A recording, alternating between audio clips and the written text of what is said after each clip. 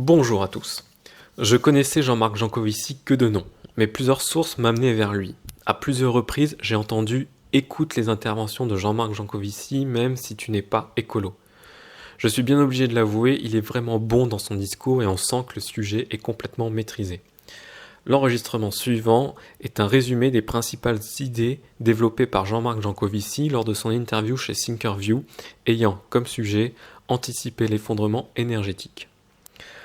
Aujourd'hui, les gens ont plus peur du nucléaire que des accidents de voiture. Alors qu'en ce qui me concerne, ce qui m'inquiète le plus pour mes gosses, c'est les accidents de voiture. La cigarette, mais pas le nucléaire. De plus, le nucléaire fait appel à un truc que les Français adorent, le combat du gros contre le petit. Quand le petit se bat contre le gros, il a raison par principe. Donc quand la petite ONG environnementale se bat contre le gros EDF, l'ONG remporte notre affection par principe. Si ça pète en France, ça ne fera pas Tchernobyl pour une raison assez simple, les centrales ne sont pas du tout les mêmes. Les centrales françaises ont une enceinte de confinement. Tchernobyl n'en avait pas. Tchernobyl avait du graphite dans le cœur, ce qui a provoqué un incendie et un panache qui est monté très haut dans l'atmosphère. Les centrales françaises n'en ont pas. En cas d'accident nucléaire, le risque pour la population, c'est celui de l'évacuation. À Fukushima, l'évacuation a fait des centaines de morts à cause du stress. Si les gens étaient restés sur place, les radiations en auraient fait zéro. Il existe un comité scientifique appelé UNSCEAR. Ce comité est au nucléaire ce que le GIEC est à l'environnement. Une étude a été faite par ce comité et il en ressort que la dose libérée dans l'environnement n'aura pas d'effet sur l'environnement et n'aurait pas eu d'effet sur les populations si elles étaient restées là où elles étaient. Au Gabon, dans la ville d'Oklo, se trouve une mine d'uranium âgée de 2 milliards d'années. Il y a 2 milliards d'années, cet uranium était celui qu'on trouve dans nos centrales actuelles. Bien évidemment, la mine d'Oklo a fait face à des infiltrations d'eau comme n'importe quelle terre. À cette époque, il n'y avait pas un homme pour surveiller que la sûreté était bien respectée, il n'y avait pas un homme pour s'occuper de prendre les déchets nucléaires et de les mettre ailleurs. Au final, il n'y a pas eu de catastrophe. Ce qui prouve également que concernant les déchets nucléaires, il suffit simplement de faire un trou à 450 mètres de profondeur, de les enterrer et de les oublier. Le mix énergétique de nos jours. Environ 80% du mix énergétique est composé de combustibles fossiles répartis de la façon suivante. 30% de pétrole, un peu moins de 30% en charbon et un peu plus de 20% de gaz. L'énergie qui a la plus augmenté ces 10 dernières années, c'est le charbon. L'énergie nucléaire, quant à elle, ne représente que 5% de la consommation mondiale. Ce qu'il faut comprendre, c'est qu'en arrêtant l'énergie nucléaire, on accélère la décroissance, vu que les énergies fossiles vont manquer.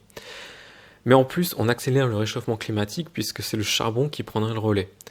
C'est là qu'est l'aberration écologique. En voulant arrêter le nucléaire, on accélère un des problèmes majeurs de l'humanité, le réchauffement climatique. Et l'Allemagne a choisi. Le nucléaire est pire que le réchauffement climatique. Cela fait 10 ans que notre voisin européen a décidé de développer les énergies renouvelables pour baisser le nucléaire, puis diminuer le charbon par la suite. Sauf que l'Allemagne commence à comprendre que baisser le nucléaire et le charbon va contraindre à baisser l'approvisionnement électrique et bien évidemment, les économistes allemands n'ont aucune envie de voir arriver ça. L'Allemagne arrive donc à une impasse. L'énergie, c'est le carburant de l'économie. L'énergie est par définition un flux physique. L'économie, quant à elle, sert à créer des flux physiques.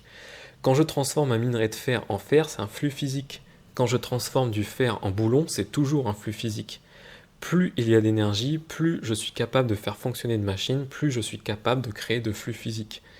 Il y a donc un lien inexorable entre la production économique comme on l'entend aujourd'hui, c'est-à-dire mesurée en euros, et la quantité d'énergie qu'on met en mouvement pour produire ces flux physiques qui auront une contrepartie en euros. Ce qui veut dire que dans notre système actuel, il n'y a pas encore de moyen de baisser significativement la consommation d'énergie sans contracter l'économie. Et c'est en partie cette histoire d'énergie qui a créé la crise de 2008. Dans les pays riches, l'approvisionnement énergétique a atteint son maximum en 2006. C'est parce que l'approvisionnement énergétique a commencé à décliner que la croissance économique a commencé à ralentir et c'est à ce moment précis que le prix de l'immobilier a commencé à grimper aux États-Unis. Cette augmentation a alors entraîné la crise financière que l'on a connue. Cela s'est ensuite propagé en Europe dans une moindre mesure. L'autre conséquence d'une crise énergétique est le nombre d'emplois qui baisse. Pourquoi ? Tout simplement parce qu'il n'y a plus un seul métier qui ne dépende pas de machines. Le métro pour aller travailler, le téléphone pour communiquer, l'ordinateur pour le reste. Même le fabricant de foie gras est dépendant de tout un tas de machines pour créer son produit.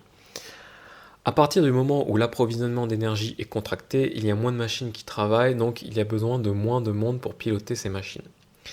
Il est évident que dans les années à venir, nous allons être mis à la diète énergétique. Donc un des enjeux va être d'apprendre à vivre avec une économie qui se contracte sans se mettre sur la gueule.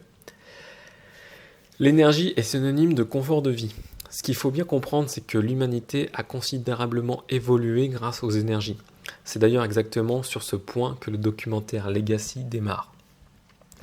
Grâce aux énergies, la taille des populations a augmenté, l'espérance de vie a augmenté, le rayon d'action a augmenté, plus vite, plus loin, moins cher. L'accès à la nourriture a augmenté, notre pouvoir d'achat a augmenté, bref, c'est le bonheur. En fait, l'énergie est une drogue, plus on en consomme, plus c'est sympathique, sauf que l'effet gueule de bois arrivera en différé, comme le réchauffement climatique. En conclusion, le nucléaire est un très bon amortisseur de la décroissance à laquelle on devra faire face. Conseil pour les jeunes générations.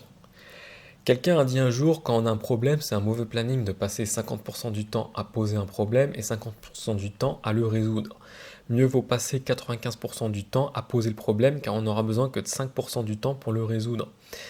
Les sujets qui ont été abordés ici sont des problèmes nouveaux, qui demandent des changements conceptuels importants, qui demandent de bien comprendre de quoi on parle, qui demandent de bien faire la différence entre ce qui va se prolonger et ce qui ne peut pas se prolonger. Le premier conseil est de comprendre la situation dans laquelle on est. Tous les gens qui s'organisent de façon pertinente sont passés par cette phase. La solution n'est pas forcément d'exercer des métiers dans le domaine écolo, mais ça permet de se forger sa propre opinion sur la façon de piloter son avenir. Documentez-vous, évitez les médias de masse et tant que vous n'avez pas de réponse cohérente, continuez de creuser. Enfin, évitez les théories du complot en général, ça ne m'a jamais aidé à avancer. Comme d'habitude, je te laisse découvrir les liens qui sont dans la description et je te dis à bientôt, soit dans ta boîte mail, soit sur le blog, soit sur la chaîne YouTube. Ciao.